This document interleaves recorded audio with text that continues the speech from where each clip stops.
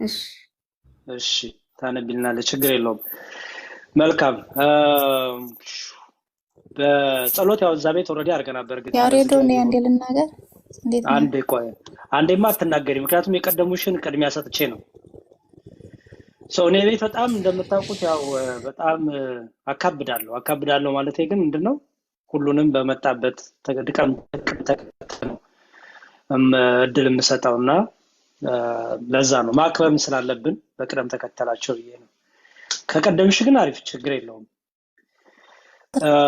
ሄዶ ለዛ ነው ይቅርታ። እሺ እሺ እኔ የምፈልግህ አንድ ወንድም ነበረ ማለት ነው፣ ክርስቲያን ነው እና በደረሱበት አንዳንድ ፈተናዎች ምናምን ብዙ ነገሮችን ምክር ይፈልጋል። ከኔ የተሻለ የዋንተን በቃል እግዚአብሔር ምናምን ታግዘዋለህ ብዬ ስለማስብ እና በውስጥ ፍቃድ ከሆነ ብትመክረው የሆነ ነገሮች አለ የሆነ አባት ይፈልጋል፣ ግን ሲያስበው ምንም ነገር የሆነ እስር ቤት መስሎ ነው የሚታየኝ ሁሉ ይለኛል ማለት ነው እና ብታግዘው ምናምን ለማለት ነው። ያሬዶ ችግር የለውም። የት ነው ያለው? የሚኖረው ፈረንሳይ ነው። ፈረንሳይ። ታዲያ ቤተክርስቲያን ምናምን አላገኘም? አይ እሱን ያው እሱ ቢነግርህ ደስ ይለኛል አለ፣ ግን እኔ አላውቅም። እሱ በደንብ የሚፈልገው ወንድማዊ ምክር ወደ ቤተክርስቲያን የሚያቀርበው በደንብ ይፈልጋል፣ ወደ ንስሐ የሚያቀርበው። መልካም። እሺ እሺ፣ በቃ ፎሎ ላድርግሽና አስቀምጪልኝና እኔ እንግዲህ አሜሪካን ያሉት እሱ ፈረንሳይ እና እንዴት እንደማግዘው ተነጋግረን እናያለን። ችግር የለውም። እሺ እሺ፣ በስልክ ምክር ሰጥተው ከዛ በኋላ እሱ ያንተን እገዛ ስለሚፈልግ ከዛ በኋላ እሱ አማራጩን አንተ ተነግረዋለህ። ከኔ የሆናንተ ስለምትሻሉ። እሺ ያሬዱ ችግር የለውም። መልካም። እሺ እሺ፣ በርቺ፣ እግዚአብሔር ይስጥልን። እንደዚህ ወንድሞቻችሁን እህቶቻችሁን ማበርታት ትልቅ ነገር ነውና ትልቅ ነገር ነው። ጸጋሽን ያብዛልን። እሺ ገሊላይ እንዴት ነሽ? ብዙ ነሽ ነው የሚለው አላወኩም ማለት እንደሚል። እሺ እስቲ እህታችን ግጥሙን አቅርቢልንና እንግዲህ አሁን በየተራ እያስገባው ጥያቄም ካላችሁ ሀሳብም ካላችሁ እሰማለሁ ማለት ነው። ሚዩት እያደረጋችሁ ስትገቡ ግን መዓት ነው የሚለው ሚዩት አድርጊልን። እሺ ወይን የመሲሁ እስቲ ግጥሙን አቅርቢልን። እሺ እድሉ ስለተሰጠኝ በጣም አመሰግናለሁ። እግዚአብሔር ይስጥልን። ያሬዶ ቃለ ሕይወት ያሰማልን። በእውነቱ እድሜ ከጤና ጋር ይስጥልን። በስመ ስላሴ ግጥሙን አቅርቢልን። እሺ ይሰማል? ይሰማል። የሚደጋገም ድምፅ አለ። አሁን ይሰማል። ከቲ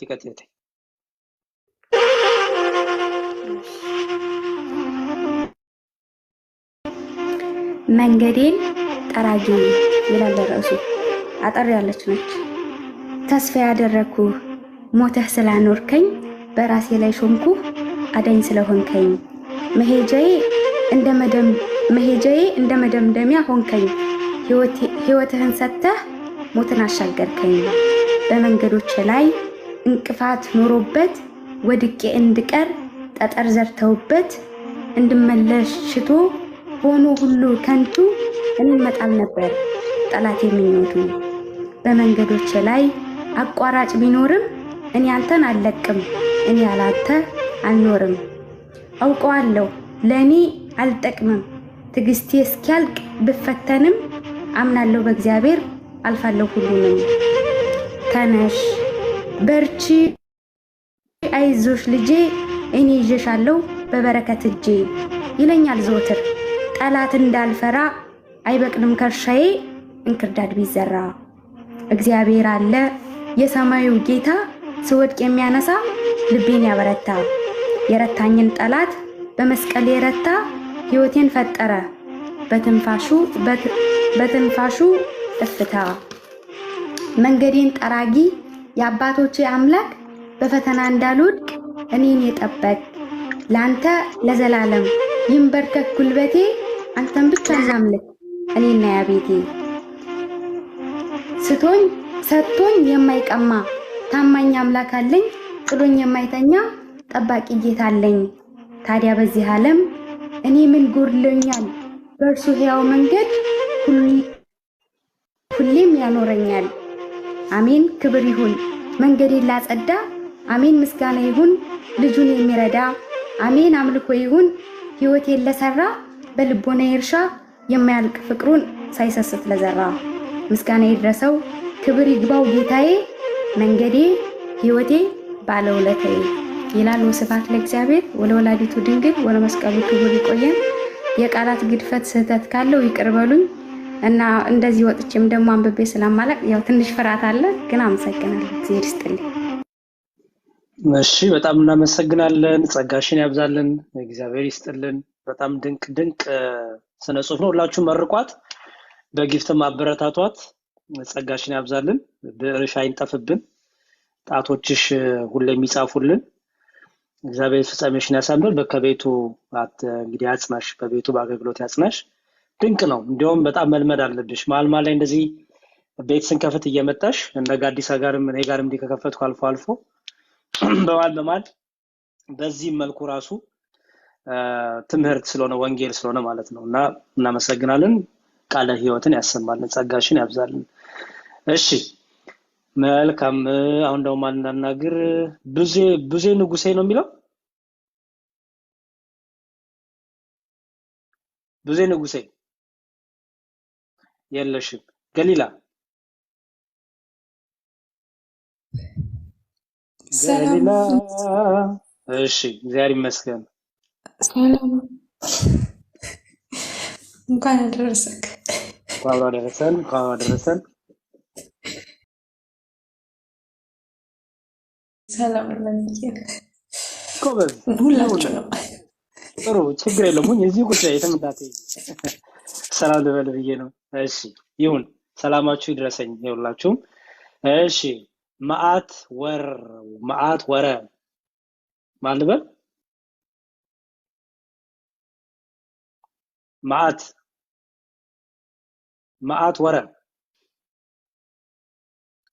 ወረ ስራ ላይ ስለሆንኩኝ ነው። ይቅርታ፣ ስራ ላይ ስለሆንኩኝ ነው። እሺ ከስራ ውስጥ ጨርስ ላክልኛ ታዲያ ወንድሜ። እሺ ቶም። እሺ ያሬዶ ሰላም ነው? እግዚአብሔር ይመስገን። መጀመሪያ ከማመስገን ነው የሚጀምረው። ብዙ ነገር አስተምራችሁናል፣ በጣም ብዙ ነገር። ከድሮም ጀምሮ እኔ ቤተክርስቲያን ስለ ትምህርቷን በደንብ ባላቅም ኦርቶዶክስ ነኝና እንዴት ሰው ጴንጤ ይሆናል ብዬ ነበር ከድሮም ጀምሮና ምንም ያላወቀ ሰው ግን እንደሚሆን ነው አሁን ይገባኛል። በቃ ሰይጣን ነው የሚመራቸው። ምንም ጥቅስ እየጠቀሱ ምን እያሉ ካላወቅን በቃ እንበላለን ማለት ነውና ብዙ ነገር አስተምራችሁናል። በጣም እናመሰግናለን፣ እንወዳችኋለን። ምንም ጥቅም ሳታገኙ ሌሊታችሁን ቀናችሁን እንትን ብላችሁ ሰጣችሁ ለኛ ብዙ ነገር እንትን ብላችሁናልና በጣም ኦርቶዶክስ እንድናቃት ነው ያደረጋችሁን። እንድንወዳት ነው የበለጠ እንድንወዳት እንድናቃት ነው ያደረጋችሁና ያሬዶ በጣም ነው እናመሰግነው። እንወዳችኋለን ሁላችሁንም። እና ሁለተኛው የምጠይቀው ጥያቄ ደግሞ ሰሞኑን አሁን ስለ ክፍፍል ምናምን ሲወራ የቀደሙ ቪዲዮ እንትና ማን ነው እዮባ ያሳየው በተለይ ቪዲዮ በጣም አሪፍ ነው። ብዙ ነገር ያስተምራል ብዬ አስባለሁና ሼር ብናደርገው እላለሁ እሱን። እና ስለሱ ጉዳይ ሲነሳ ካራ ቀባት ምናምን የሚሉት ነገር አለና እሱን በደንብ አሁን ግልጽ ብታደርገው እላለሁ። ኦኬ አመሰግናለሁ። አይ እናመሰግናለን በጣም። እሺ በጣም ጥሩ መልካም። እግዚአብሔር ይስጥልን፣ ሁላችንም ያበርታን። በመጀመሪያ ፍቅርን ምርቃትን እንቀበላለን። ይሁን ይደረግልን። እንግዲህ ፕሮቴስታንቱ ዓለም በነገረ ክርስቶስ ልዩነት ኖሯቸው አንድ ላይ ሆኖ እየሄዱ ነው፣ እያያችሁ ነው። ግማሹ ለተወሰነ ግሩፕ ሞተ የሚላለ፣ ለሁሉ ሞተ የሚላለ፣ ብዙ ብዙ ብዙ ልዩነት አላቸው፣ ግን ተስማምተው ይሄዳሉ። ኦኬ ታዲያ ምንድናቸው እነዚህ ካራ፣ ቅባት፣ ዘይት የሚባሉ ነገር ማን ናቸው? እና በቤተክርስቲያን ውስጥ ከኛ ጋር ህብረት አድርገው አብረው እየሄዱ ነው ወይ? አይደለም። በነገረ ክርስቶስ በነገረ ስጋዌ ላይ ነው ልዩነቱ። ስለዚህ ከነዚህ ሰዎች ጋር ቤተክርስቲያን ህብረት የላትም። ክርስቶስን በተዋህዶ ከሁለት አካል አንድ አካል ብሎ ከማያምን ጋር ቤተክርስቲያን ህብረት የላትም። ስለዚህ እነዚህ ሰዎች ልክ እኛና ጴንጤዎቹ ተስማምተው በቃ ዋናው ኢየሱስ ይባል እንጂ ዋናው ኢየሱስ በል አንተም ኢየሱስ በል እንጂ ልዩነታችንን ችግር የለውም ተቻችለን ማለት ኢሴንሻል እና ነን ኢሴንሻል ብለን ከፋፍለ ነው ነን ኢሴንሻሉን ተቻችለን ኖራለን ኢሴንሻሉን ደግሞ አናነሳውም በሚል ተደጋግፈው ይላሉ። እኛ ጋር ግን እንደዚህ ቀልድ የለም። ለምሳሌ እኔ በነገረ ክርስቶስ ላይ እኔ እኮ ጌታ የሞተው ለተመረጡት ብቻ ነው ካልኩ ከኔ ጋር ወንድሞቼ እነ ኢዮብ ሌሎቹም ህብረት አያደርጉም። ምክንያቱም በነገረ ክርስቶስ የተለያየ ትምህርት ይዞ ብቻ ኢየሱስ በል እንጂ ችግር የለውም የሚባል ነገር የለም በቤተክርስቲያናችን። ለዚህ ነው ተሐድሶ ሲኮን ፕሮቴስታንት ሲኮን በቤተክርስቲያኖች የማይቆዩት ለዛ ነው። ትምህርታቸው ሲለይ እንዲያስተካክሉ ይጠየቃሉ፣ ይማራሉ። አላስተካክልም ካሉ ግን ተቻችላችሁ ኑሩ በቃ ችግር የለውም የሚል የፖለቲካና የብሔር ብሔረሰቦች አይነት አስተሳሰብ እምነት ውስጥ የለም፣ ቀልድ የለም። ስለዚህ በተለይ በነገረ ክርስቶስ፣ በነገረ ስላሴ፣ በነገረ ጥምቀት፣ በነገረ ቁርባን፣ በነገረ ትንሣኤ ሙታን በእነዚህ በአምስቱ አእማደ ምስጢራት በምናቸው በእነዚህ በዶግማዎቻችን የሐሳብ ልዩነት ካለ ህብረት አይደረግም። ስለዚህ ቁጭ ብሎ መማር ያን ሐሳብ ልዩነት ተሟግቶ ማሸነፍ ወደ ህብረቱ መምጣት አዘዋጅ ነው መለየት ነው። ስለዚህ ግን በዚህ ይሄም ስለዚህ ጴንጤዎቹ ካራ ቅባት ነው ይሏቸዋል አይደል? ያው የተነገራቸውን ይዘው ይመጡት ካራ ቅባት ዘይት ይባሉት እነዚህ እነማን ናቸው? ምንድነው ትምህርታቸው? ከቤተክርስቲያን ወጥተዋል የሉም? ኦኬ ከቤተክርስቲያን ወጥተዋል። ቤተክርስቲያንም የቤተክርስቲያን አካል ብላ አትቆጥራቸው። ስለዚህ ህብረት አናረግም ከነሱ ጋር። ልክ ፕሮቴስታንቱ እንደሚያደርገው ህብረት ተቻችሎ መኖር የሚባል ነገር በነገረ ክርስቶስ ትምህርት የለም። ነገረ ክርስቶስ ላይ የምንፍቅና ትምህርት ስላላቸው በዚህ የተነሳ የተለዩ በቤተክርስቲያን ውስጥ ቤተክርስቲያን እንደ አገልጋይ የማትቆጥራቸው ልክ ፕሮቴስታንቱ ተሐድሶ ጥሎት እንደወጣው እነዚህም ጥሎ የወጡ ከቤተክርስቲያን የተለዩ ናቸው። እና ግን ምንድነው ትምህርታቸው እነማን ናቸው የሚለው ግን በሰፊው ርዕስ ይዘንበት ታሪኩ ራሱ ከመነሻው ማን ነው መነሻው መቼ ተጀመረ? እንግዲህ በነገስታቱ ታሪክ ጊዜ የተጀመረ ነገር ነው። ካቶሊኮች ወደ ኢትዮጵያ ብዙ ነገር ያደርጉ ነበረ። በተለይ ኢትዮጵያንን ካቶሊካን ለማድረግ የሁለት ባህር የሚባለውን ትምህርት ለማስተማር ልክ ዛሬ ፕሮቴስታንቱ ዓለም ካቶሊክና እነዚህ ባጭሩ ጉባኤ ኬልቄዶን የሚቀበሉት እነሱን የዛኔ የሁለት ባህሪ ትምህርት ወደ ኢትዮጵያ ኦርቶዶክስ ለማስገባት ምክንያቱም በአንድ ባህሪ ስለምታምን በነገስታቱ እያረጉ ብዙ ጫና ይፈጥሩ ነበርና ከዛ ጀምሮ የተነሳ ሐሳቦች የተነሱ ትምህርቶች ናቸው። በጣም ብዙ ሰማዕታት በዛ ምክንያት ብዙ የተዋህዶ ልጆች ተገድለዋል። ብዙ የተዋህዶ ልጆች ደማቸው ፈሷል። በአንድ ቀን ብቻ እልፍ የሚሆኑ የተዋህዶ ልጆች ብዙ መከራ አይተዋል። ለ7 ዓመት በአንድ ባህሪ በአንድ አካል የሚያምኑ የተዋህዶ ልጆች ክርስቲያኖች በዚህ ትምህርት የተነሳ በካቶሊካውያን ብዙ መከራ ብዙ ሰማዕትነት ተቀብለዋል። መነሻው ግን ካቶሊካውያን ናቸው እና እሱን ከታሪክ አንፃር ወደ ኋላ ወደፊት እየሄድን እናያለን ማለት ነው። እና ፕሮቴስታንቱ በማያውቀው ነው የሚያወራው። ያው የተነገራቸውን ይዘው ዝም ብለው ካራ ቅባት ይሏቸዋል እንጂ ምንድነው ካራ ብትሏቸው ያውቁት፣ ምንድነው ቅባት ብትሏቸው ያውቁት፣ መነሻው ምንድነው ብትሏቸው ያውቁት። እና በደንብ አድርገን እያነሳን እንሄዳለን፣ ችግር የለውም። ጥሩ ርዕስ አድርገን ቤት እንከፍትበታለን። ወይኔ ነገ አዲሳ ሰብሰብ ብለን ይሄን ነገር እናደርጋለን፣ ችግር የለውም።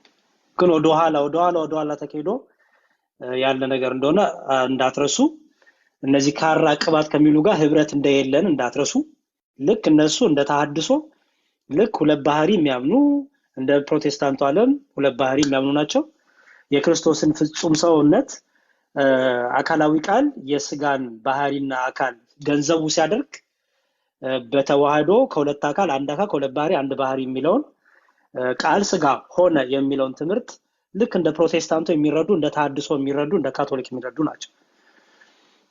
ስለዚህ በጣም ብዙ ሰማዕት የተከፈለበት በጣም ብዙ ኦርቶዶክሳውያን የተገደሉበት የታረዱበት ታሪክ አለ እና በደንብ አድርገን እነግራቸዋለን፣ ችግር የለውም።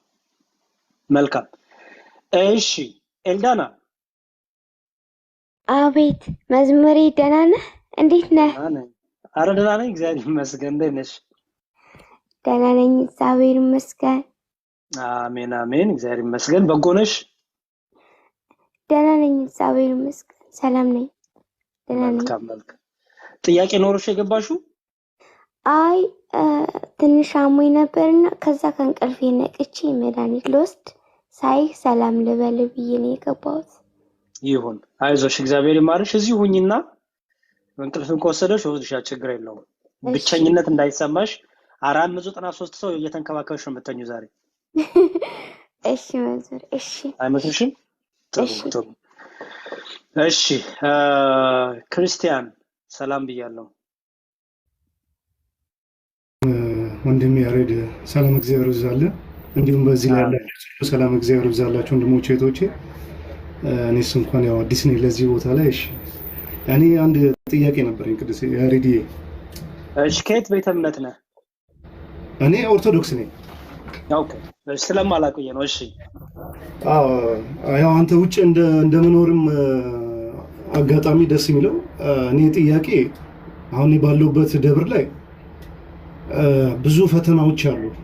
ኢቭን እንኳን ንስሐ አባት እንኳን ራሱ ለሚያስ ተቸግረን በኢትዮጵያ ላይ ነው የምንይዘው በቅርባችን እንኳን እያሉ ይሄንን ለምንድን ነው በዚህ በውጭ ሀገር ላይ ባለችው ቤተክርስቲያን ላይ ለምንድን ነው ብዙ ስራ የማይሰራው? ያሬድ የት ሀገር ነው ያለው? አባቶች ፍቅር የላቸውም እዚህ ያሉት አብዛኞቹ። የት ሀገር ነው ያለው? እኔ እዚህ ቺካጎ ነው ያለው። ሺካጎ። ኦኬ። ስለዚህ እንግዲህ ይሄን ነገር መስራት የምትችለው አንተ፣ እኔ፣ ሁላችንም ነን። ያንተ ኃላፊነት ነው፣ የኔ ኃላፊነት ነው። ለምሳሌ ቤትህ ችግር ቢኖር ለሰው አሳልፈህ አትሰጠውም አይደል? አንተን አይደል የምትሰራው? ልክ እንደዛ ሁሉ የዘላለም ቤታችን እናት ቤተክርስቲያናችን ግለሰቦች ቢፈትኑ ግለሰቦች የተለያየ ነገር ቢኖር እኔ እናንተ ነን የምንሰራው። ምክንያቱም በቤቱ ሆነን ሀዘኑንም የመከራውንም ደስታውንም የምንካፈለው እኛ ነን። ስለዚህ እስቲ ፎሎ ላድርግህና ተደዋውለን እዛ ማቃቸው አንዳንድ አባቶች ወንድሞች ስላሉ ምንድን ያለው ነገር የሚለውን ተነጋግረን ማገዝ የምንችልበትን ነገር እንናገራለን። ችግር የለውም። ስልክን አስቀምጥልኝ፣ እደውልልሃለሁ። እሺ ያሬድ በጣም ጥሩ። ብዙ ነገር የምንነጋገረው ስላለ ለዛ ነው እዚህ ውስጥ ያው ጥሩ አይደለም። ደስ ይለኛል። እሺ ወንድም አለ እግዚአብሔር ይስጥልን። ሰላም ደስታ። ያሬድ እንደምን አልክ? ሰላም ነህ? እግዚአብሔር ይመስገን ሰላም ብያለሁ። እንዴት ነው? ሰላም ነው? ሁሉ ሰላም? ተመስገን፣ ሁሉ ሰላም እግዚአብሔር ይመስገን። እኔ አንድ ጥያቄ ነበረኝ ያሬድዬ። እሺ። የተዋህዶ ልጅ ነኝ እና ቀሲስ ወንድም አለኝ በጠቅላላ ኦርቶዶክሶችን ቤተሰቦችን ውስጥ ግን እሱን መጠየቅ የሚከብደኝ ጥያቄዎች አሉ። አንዳንድ ጥያቄዎች አሉ። እዚህ ቲክቶክ ላይ ከገባ በኋላ ከእናንተ ያገኘሁት ትምህርት ይሄ ነው የሚባል አይደለም። በጣም ጥልቅ ትምህርት ነው እያገኘሁ የመጣሁት እና አሁን ዛሬ ሚካኤል አስቀድሼ ስመጣ አንድ ፕሮቴስታንት ጓደኛ አለኝ ከለንደን ደወለልኝና አሁን ለጊዜው አሜሪካን ሀገር ነው ያለሁት። እኔ የምኖረው አየርላንድ ነው። ደወለልኝና እንዴት ነው ቀንሽ እንዴት ነው ምናምን ሲለኝ ደክሞኛል እባክህ ከቤተክርስቲያን መምጣቴ ነው አሁን አልኩት። አስቀድሼ መምጣቴ ነው ስለው ምንድን ነው አስቀድሼ የምትይው? ቀድሼ አትይም እንዴ? እናንተ እኮ አስቀድሼ የምትሉት እኮ አይገባኝም። ቀድሼ አትይም እንዴ አለኝ። ከዛ ጭንቅላቴን ነካ አደረገኝ። ይሄ ነገር እንደዛም ይባላል እንዴ? እኔማ መቀደስ አልችልም አልኩት። የሚቀድሱት ካህናቶች ናቸው፣ እኛ ደግሞ አብረን እናስቀድሳለን አልኩት። ከዛ እናንተ በጣም ተሳስታችኋል ምናምን ብሎ በሸለፈለፈብኝ እና በአስቀድሼና በቀድሼ ማለት ያለው ልዩነት እንድታብራሪ ነው ያሬድዬ። እጅግ በጣም ነው የማመሰግነው። የምወደው ደግሞ እሺ ብያለሁ። እሺ እግዚአብሔር ይስጥልን። እዚሁ ሁኝና መልሱን ልስጥሽ። ጥሩ። እንግዲህ በቤተ ክርስቲያናችን ይሄ የጸሎቱ ስርዓት እንግዲህ ኪዳን አለን፣ ማህሌት አለን፣ ሰዓታት አለን። ይህ ደግሞ የጸሎቱ ስርዓት ደግሞ ምን ይባላል? ቅዳሴ ይባላል። በደንብ አስተዊ፣ ቅዳሴ ይባላል ስርዓቱ የጸሎት። ለምሳሌ አሁን የጋብቻችን ስርዓት ምን ይባላል? ተክሊል ይባላል አይደል? ልጆቻችን ደግሞ ክርስትና ስናስነሳ ጥምቀት ወይም ክርስትና እንለዋለን፣ ልጅነት የሚያገኙበት። ኢአማንያን ደግሞ መጥተው ከፕሮቴስታንቱ ከምንም ደግሞ ሲመጡ ቄደር ይፈጸምላቸዋል። እያንዳንዱ የየራሱ የሆነ ስያሜ አለው። እንግዲህ ቅዳሴ ደግሞ አለን። ቅዳሴ ስንመታችን ነው። ቅዳሴ ስንል ያንን ቅዱስ የሆነውን አብ ወልድ መንፈስ ቅዱስን እርሱን ለምሳሌ ተክሊል ስንል አክሊል ከሚለው ስም የወጣ ነው። ምክንያቱም ተክሊል የሚያደርጉ በንጽህና በቅድስና ያሉ በድንግልና ያሉ ወንድሞች እህቶች አክሊል ያደርጉና መንፈሳዊውን ቅዳሴ መንፈሳዊውን ጋብቻ ያደርጋሉ። ተክሊል ስንል አክሊል ከሚለው ጋር ተያይዞ የመጣ ነው ማለት ነው። ቅዳሴ ስንል ደግሞ መቀደስ አብ ወልድ መንፈስ ቅዱስን ስሉስ ቅዱስን ቅዱስ የሆነውን እግዚአብሔር በባህሪው ቅዱስ የሆነውን እግዚአብሔርን መቀደስ፣ ማመስገን፣ ማምለክ ማለት ነው። ቅዱስ እግዚአብሔርን ቅዱስ ኃያል ቅዱስ ሕያው እያልን አብ ወልድ መንፈስ ቅዱስን የምናመሰግንበት ነው። ይሄ ጠቅላላ የጸሎቱ ስርዓት ቅዳሴ ይባላል። ታዲያ በቅዳሴ ጊዜ ምንድነው የምንሆነው ብንል እንቀደሳለን። እኛ አየሽ፣ እኛን የሚቀድሰን እግዚአብሔር ነው። እግዚአብሔርን እንቀድሰዋለን፣ እግዚአብሔርን እናመሰግነዋለን። እርሱ ደግሞ እኛን ይቀድሰናል። በምን ይቀድሰናል? አንደኛ በቅዳሴ ጊዜ እኛ ምን እናደርጋለን? ቁርባን ስርዓት አለን። አየሽ፣ የክቡር ስጋው የክቡር ደሙ ስርዓት አለን። በፕሮቴስታንቱ ዓለም፣ በጴንጤው ዓለም፣ በምንፍቅናው ዓለም ቁርባን የላቸውም። ቁርባን ቢኖራቸው መታሰቢያ ነው፣ ዝም ብሎ ህይወት የማይሰጥ ነው። እውነተኛ ጌታ ስጋና ደም አይደለም። ስለዚህ እነሱ ሄደው ለምንድነው ቸርች የሚሄዱት ብቲ እኔ የማየው ለመጨፈር፣ ለመደነስ፣ ለመዝለል ይሄዳሉ። አለቀ። እኛ ደግሞ ወደ ቤተክርስቲያን ስንመጣ ደግሞ ቅዳሴውን ተካፍለን ደግሞ እንድንቀደስ በምኑ በክቡር ስጋው በክቡር ደሙ እንቀደሳለን። ክቡር ስጋውን ክቡር ደሙን እንቀበላለን። ይቀድሰናል። ጸሎቱ ይቀድሰናል። ቡራኬ ይቀድሰናል። አይሹ በአንድ ቅዳሴ እንግዲህ ወንጌል ይነበባል። ከቅዱስ ጳውሎስ መልእክታት ከ14ቱ መልእክታት ይነበባሉ። 2 መልእክት ወይ ከቅዱስ ጴጥሮስ ወይ ከቅዱስ ያዕቆብ ወይ ከቅዱስ ዮሐንስ ተጨምሮም ይነበባል። ከመዝሙረ ዳዊት ደግሞ ምን ይደረጋል? ምስባክ ይሰበካል። ከአራቱ ወንጌላን ደግሞ ወንጌል ይነበባል። እነዚህ ሁሉ የእግዚአብሔር ቃል እኛን ምን የሚያደርጉ ናቸው? የሚቀድሱ ናቸው፣ የሚባርኩ ናቸው፣ ከእግዚአብሔር ዘንድ በረከትን የሚያሰጡ ናቸው። ስለዚህ ምን እንላለን? ወደ ቤተክርስቲያን ለምን ትሄዳለህ ሲባል ምን እንላለን? ቅዳሴ ላስቀድስ እንላለን። ቅዳሴ ላስቀድስ ማለት ነው ቅዱስ ስሉስን ላመሰግን፣ ልቀድስ፣ ላከብር፣ ላመልክ እሄዳለሁ። በዛ ማክበር የማምለክ ውስጥ ደግሞ አብ ወልድ መንፈስ ቅዱስ ይቀድሰኛል። እኔ አብ ወልድ መንፈስ ቅዱስ በክርስቶስ ክቡር ስጋ ክቡር ደም እታተማለሁ። ከአብ ከወልድ ከመንፈስ ቅዱስ ይቅርታን፣ ምህረትን፣ ጸጋን፣ በረከትን አገኛለሁ ማለት ነው። ስለዚህ አሁን እኔ ዲያቆን ነኝ። ወደ 5 ልኡካን አሉ፣ ካህናቱ አሉ፣ ዲያቆናቱ አሉ። ስለዚህ ምን እናደርጋለን? እግዚአብሔርን በመቅደሱ ዙሪያ እንቀድሰዋለን፣ እናመሰግነዋለን፣ ልናስቀድስ እንሄዳለን። እሱን ስናመልከው፣ እሱን ስናመሰግነው ያ ቅዱስ እግዚአብሔር እኛን ይቀድሰናል። ያ ብሩክ እግዚአብሔር እኛን ይባርከናል። እሺ፣ ስለዚህ እኛና እነሱ ጋር ሰፊ ልዩነት አለ። አይገባቸውም። እንዴት ይገባቸዋል? ኦኬ፣ አሁን እሱ ቸርች የሚሄደው ሊቀደስ አይሄድም፣ ሚስጥራት አይፈጽምም። ካህናት የላቸውም፣ ስጋው ደሙን አይቀበሉም፣ ሚስጥራትን አይፈጽሙም። ስለዚህ ምንም ያውቁት ነገር የለም። በቃ ቸርች ሄዳሉ፣ ይጨፍራሉ፣ በዲጄ ይጨፈራል፣ በምን ይጨፈራል፣ ፏ ይደረጋል፣ ክለብ መሄድ ነው። ከዛ በኋላስ ደግሞ ወደኛ ይመጡና መቼ ነው ግን ተቀድሼ የምትለው ደግሞ ይላሉ። ዝም ብሎ ይሄ የቃላት ጨዋታ ይጫወታሉ፣ ግን አይገባቸውም ቅዳሴ ራሱ ምን ማለት እንደሆነ። መላእክቱ እግዚአብሔርን በዚህ በትንቢተ ኢሳይያስ እንዲህ ብለው ያመሰግኑታል፣ ይቀድሱታል። ትንቢተ ኢሳይያስ ምዕራፍ 6 ቁጥር 4 ላይ እንዲህ ይላል። ከቁጥር 1 ጀምሮ አንብብልሽ። እንዲህ ይላል፣ ንጉሥ ዖዝያንም በሞተ ጊዜ እግዚአብሔርን በረጅምና ከፍ ባለ ዙፋን ላይ ተቀምጦ አየሁት። የልብሱም ዘርፍ መቅደሱ ሞልቶት ነበር። ሱራፌልም ከእርሱ ጋር በላይ ቆሞ ነበር። ሱራፌል ለእያንዳንዱም 6 ክንፍ ነበረው። በ2 ክንፍ ይሸፍን ነበር፣ በሁለቱም ክንፍ እግሮቹ ይሸፍን ነበር፣ በሁለቱም ክንፍ ይበር ነበር ይልና አንዱም ለአንዱ ምን ይላል? ቅዱስ አይሹ ቅዱስ ቅዱስ የሰራዊት ጌታ እግዚአብሔር፣ ምድር ሁሉ ከክብሩ ተሞልታለች እያሉ ይጮህ ነበር ይላል። ስለዚህ ምን እያደረገ ነው? ቅዱስ። እኛም ልክ ዛሬ እንደ መላእክቱ ምን እናደርጋለን? ቅዳሴ ልናስቀድስ ስንል ካህኑ እጆቹን ይዘረጋና ልክ እንደ መላእክት ምሳሌ ሆኖ እጆቹን ዘርግቶ ይላል፣ አብ ቅዱስ ነው፣ ወልድ ቅዱስ ነው፣ መንፈስ ቅዱስ ቅዱስ ነው፣ በእውነት ቅዱስ የሆነ አንድ አምላክ ነው፣ አሃዱ አብ ቅዱስ እያለ ይጀምራል ማለት ነው። ስለዚህ ልክ አሃዱ አብ ቅዱስ እያለ ቅዱሱን እግዚአብሔር አብ ወልድ መንፈስ ቅዱስን ቅድስት ሥላሴ ሲያመሰግን፣ ሲቀድስ፣ ሲያከብር መልሶ ደግሞ እግዚአብሔር እኛን ምን ያደርጋል? ይባርከናል። መልሶ እግዚአብሔር እኛን ምን ያደርጋል? ይቀድሰናል። በምኑ ደግሞ እንቀደሳለን? በስጋው ደግሞ እንቀደሳለን። ለኛ ስጋው ደግሞ ህይወትን የሚሰጥ ነው። እውነተኛ ጌታ ስጋና ደም ነው። ይሄን ጴንጤውን ያልሹን ደውለሽ የጌታ እራት ትወስዳለህ በይው፣ አሁን የምሰጥሽ የቤት ስራ አዎ ይልሻል። የጌታ እራት እውነተኛ ጌታ ስጋና ደም ነው በይው፣ አይደለም ይልሻል። አይ መታሰቢያ ነው ይልሻል። ይሄ ደግሞ ምንፍቅና ነው። እኛ ግን እናምናለን የጌታ ስጋና ደም እውነተኛ ጌታ ስጋና ደም ነው። እኛ ኦኬ እንዲያውም ጥቅስ ላሳይሽ ዝም ብዬ ከማወራ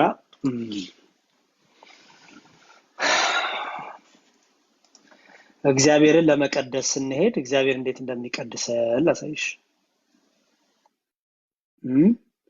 በዚህ በአንደኛ ቆሮንቶስ ቅዱስ ጳውሎስ አንደኛ ቆሮንቶስ ምዕራፍ 10 ቁጥር 16 እንዲህ ይላል። አንደኛ ቆሮንቶስ ምዕራፍ 10 ቁጥር 16 ይኸው የምንባርከው የበረከት ጽዋ ከክርስቶስ ደም ጋራ ህብረት ያለው አይደለምን? እሺ የምንባርከው ይላል። የምንባርከው ማለት ነው የሚያቀርቡት በእግዚአብሔር ፊት አቅርበው የሚባርኩት ይህ የበረከት ጽዋ ከማን ጋር ህብረት አለው አለ? ከደሙ ጋር። ከደሙ ጋር ምን አለ? ህብረት አለው። ከደሙ ጋር ከእውነተኛ ከዕለተ ዓርብ ከፈሰው ደሙ ጋር ህብረት አለው። የሚያቀርቡት ጽዋ ከምን ጋር? የሚባርኩት ጽዋ። አይሹ የምንባርከው ያቀርቡና ምን ያደርጋሉ? ይባርካሉ። ዛሬ ቤተክርስቲያናችን ታቀርብና አባቶቻችን ይባርካሉ። አይሹ ሲባርኩት ምን ይሆናል? ረቂቅ በሆነ በመንፈስ ቅዱስ ስራ ከእውነተኛው ደሙ ጋር ህብረት ያደርጋል ጽዋው። ያው ህብረት ያለው አይደለምን? የምንቆርሶስ እንጀራ ከክርስቶስ ስጋ ጋር ህብረት ያለው አይደለምን ይላል። ይሄው የሚያቀርቡት ህብስት ከምን ጋር ህብረት አለው? ከእውነተኛ ከክርስቶስ ስጋ ጋር ህብረት አለው። ስለዚህ ከዚህ የተነሳ የምንበላው ስጋ የምንጠጣው ደም እውነተኛ የጌታ ስጋና ደም ነው። ከዚህም የተነሳ ይቀድሰናል፣ ያከብረናል፣ ህይወት ይሰጠናል፣ ይቅር ይለናል ብለን እናምናለን። ለምን? እውነተኛ የጌታን ስጋ እውነተኛ የጌታን ደም ስለምበላ ስለምጠጣ። ይህን ደግሞ የምናደርገው በምን ስርዓታችን ነው? በቅዳሴ ስርዓታችን ነው ማለት ነው። ፕሮቴስታንቱ ዓለም ይሄ ያለው ዲጄ ነው፣ ያለው ጭፈራ ነው፣ ያለው ኦርጋን ነው፣ ያለው ፒያኖ ነው፣ ያለው መጮ ነው። ይሄ ሚስጥር የለውም። ካህናትም የሉትም ይሄን የሚፈትቱ፣ ክህነትም ቅብብሎሽ የለውም። ስለዚህ ከዚህ ሁሉ የነጹ ስለሆኑ አያውቁትም አንቺ የምትይው። አንቺ ግን በተረዳ ነገር በደንብ እነዚህን ጠንቀሽ ማወቅ አለብሽ። መልሽልሽ ይሆን? በትክክል ተመልሶልኛል። ቃለ ሕይወት ያሰማልን። እንግዲህ እግዚአብሔር ይስጥልኝ፣ ክብረት ይጨምርልን። ታንክ ዩ። አሜን አሜን አሜን። እግዚአብሔር ሁላችንም ያበርታን። እሺ ጥሩ። ማን ነው? ሳይለ ስላሴ ነው የሚለው። ይውረድላችሁ መዝሙር የልውረድ ከዚህ ሳይለ ስላሴ ነው የሚለው። ኃይለ ስላሴ ነው። ይውረድላችሁ መዝሙር የልውረድ ከዚህ ሳይለ ስላሴ ድምጽ ዳግማላ አንዴ ቆይ። መዝሙር የልውረድ ከዚህ ሳይለ ስላሴ ድምጽ ዳግማላ አንዴ ቆይ።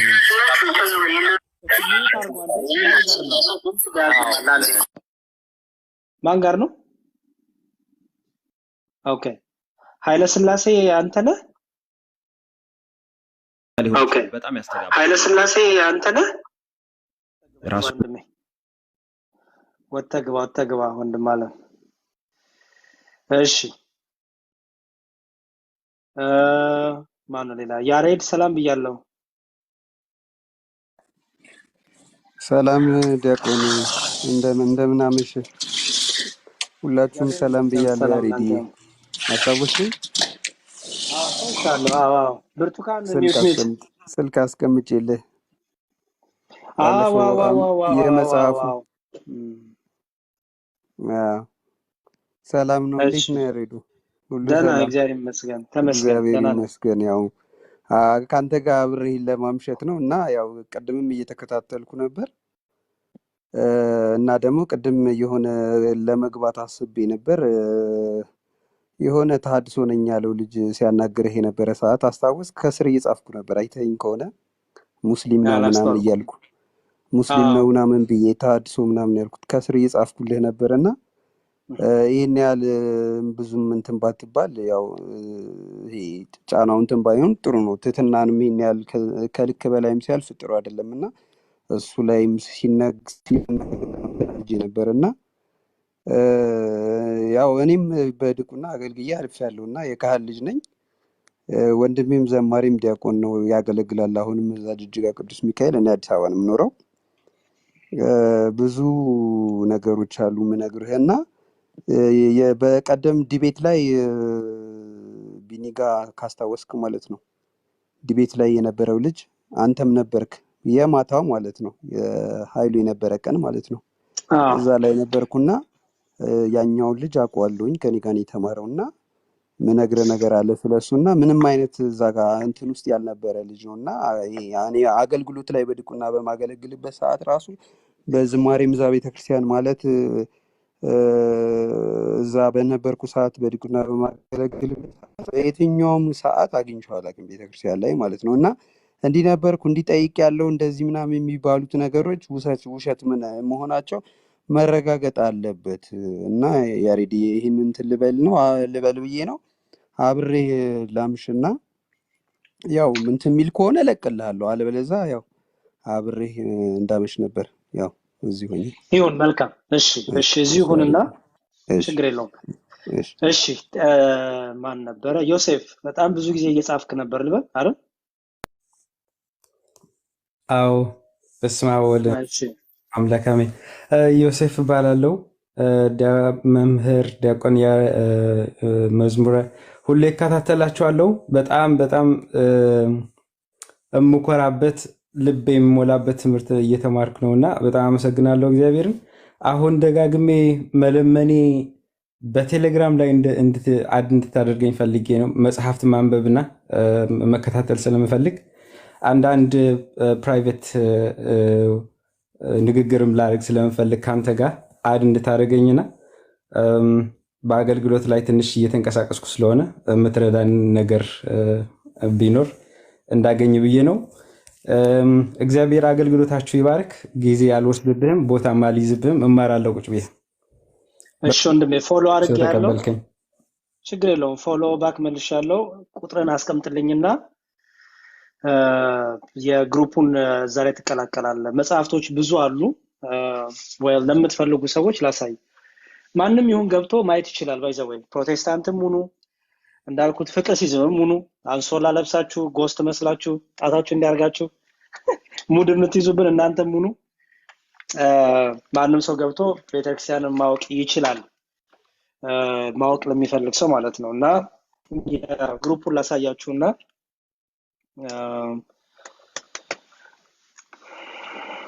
ኦኬ ሶ ግሩፓችን ይሄ ነው። በተቻለ መጠን መጽሐፍቶችን ቻናል ስለሆነ ያው ኮሜንት አታረጉም፣ ኮሜንት ማድረግ አትችሉም። መጽሐፍት ብቻ እንድትወስዱ ነው እዛ የፈለኩት። በፒዲኤፍም አሉ። የሉተር መጽሐፍም አለ። ባይዘወይ ሉተር በጥምቀት ስለማያምኑ ጴንጤዎች ራሱ ጴንጤ ሆኑ ሉተር ግን ደግሞ በጥምቀትና በቁርባን የማያምኑትን ሰይጣን ብሎ የሰደበበት የሰይጣን ጭፍሮች ሰይጣን የሚጋለባቸው የሰይጣን የአጋንንት ማደሪያዎች ብሎ የሰደበበትም እሱም አለ። ኦኬ ይሄውና ይሄ ኦርቶዶክስን እንወቅ ይላል። ኦርቶዶክስ ተዋሕዶን እንወቅ ጽዮን 1624 ይላል። ጽዮን 1624 ኦኬ ጽዮን 1624 ኦርቶዶክስ ተዋሕዶን እንወቅ ይላል። ወይም ጽዮን 1624 ብላችሁ ጽፉ ይመጣላችኋል። ኦኬ እዚህ ውስጥ እንግዲህ በጣም ብዙ ነገር ታገኛላችሁ። የሉተር መጽሐፍ ይወላችሁ ስለ ጥምቀት የተናገረበት፣ ስለ ቁርባን የተናገረበት፣ ስለ ህፃናት ጥምቀትም ያስተማረበት። ኦኬ በጣም እናመሰግናለን። ችግር የለውም። እዛው ያለህ መምህር የሜላ ስብከት ኮርስ መስጫ ሪፈር የማደርግበት የሆነ ጽሁፍ ይኖር ይሆን? አዎ እስቲ እናወራለን። ችግር የለውም። እሺ ያው ችግር የለውም። እሺ እግዚአብሔር ጸጋው ያብዛልን፣ ለሁላችን በጤና ይጠብቅልን። አይዞን በርታ በያልንበት። አሜን። እግዚአብሔር ያበርታን። እሺ ወንድሜ። እሺ ማን ነው ሌላ? መድኃኒት ነው። ሰላም እህቴ።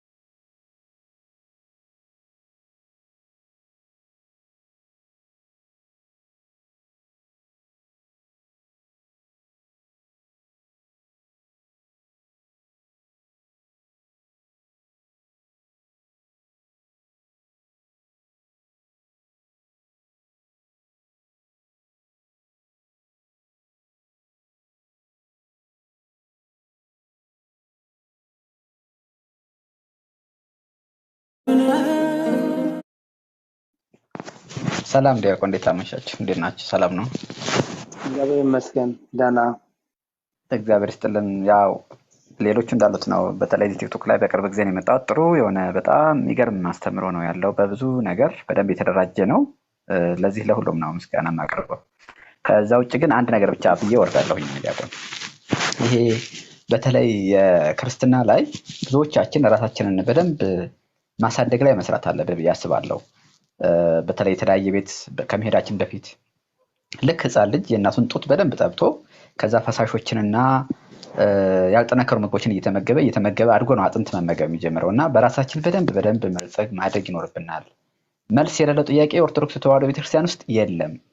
የኢትዮጵያ ኦርቶዶክስ ተዋሕዶ ቤተክርስቲያን ያው እንደሚታወቀው ከአባቶች ጀምራ ብዙን ነገር የምትይዝ ለብዙ በአግባቡና በልኩ መልስ የምትሰጥ ናት እና በቅንዓት አንዳንድ ጊዜ እግዚአብሔርን ከልክ በላይ የወደን እየመሰለ ሌላ ቦታ ላይ ሄደን ለመመለስ ሊሞክር የማበሳጨት የተለያየ ነገር የማድረግ የምንወዳቸውን ነገሮች ያለአግባብ እያነሱ የእኛን ስሜት ሌላ ቦታ ላይ እንዲገባ የማድረግ ጸረ ቅዱሳኖች ስለሆኑ ደግሞ ያው ይታወቃል እና በተለይ አክብረን የምንይዛቸውን ነገሮች በድግግሞሽ ያልሆነ ስም በመስጠት ሊያበሳጩን ስለሚችሉ በደንብ ጎልብተንና አድገን ነው መሄድ ያለብን። ወደ ተለያየ ቦታ ስንሄድ ባንሄድ እመክራለሁ በግሌ እና በተለይ አሁን በቅርብ የተካተልኩ ስለሆነ እንደዚህ አይነት ወንድሞቻችን አሉ የበረቱ በደንብ ተዘጋጅተው ለኛ የሚሆነውን ነገር በደንብ አድምተው እዛም ላይ ቤተክርስቲያን የምትለውን ነገር በስርዓቱ የሚያሳልፉ ወንድሞች ስላሉ እባካችሁ በጣም በቂ መምህራኖች አሉ፣ በቤታችን እንገኝ።